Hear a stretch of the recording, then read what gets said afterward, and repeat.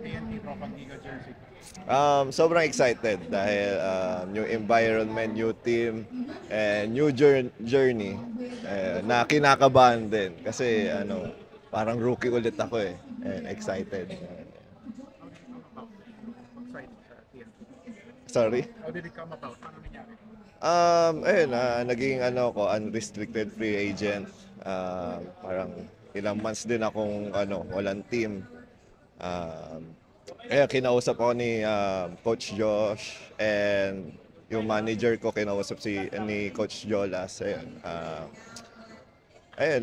Nag-decide talaga ako na new team talaga. Parang new environment, new me rin.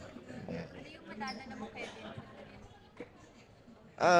Yung experience ko na rin, yung madadala ko sa TNT and knowing na Coach Chot, matagal na rin kami nagsama and alam ko na rin yung sistema niya. Maturity rin yung madadala ko sa kanila. Experience, maturity. Yun. Parang hindi ka naman nahirapan sa pag-isip sa kasama. Medyo nahirapan din na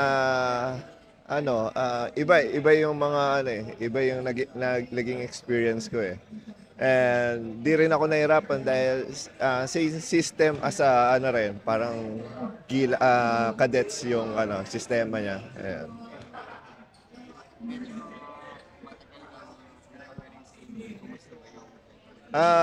Yes, ngayon almost nakaka-recover na ako and nakita niyo naman na medyo skinny na.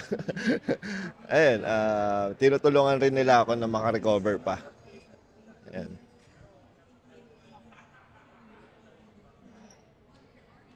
Next. Okay.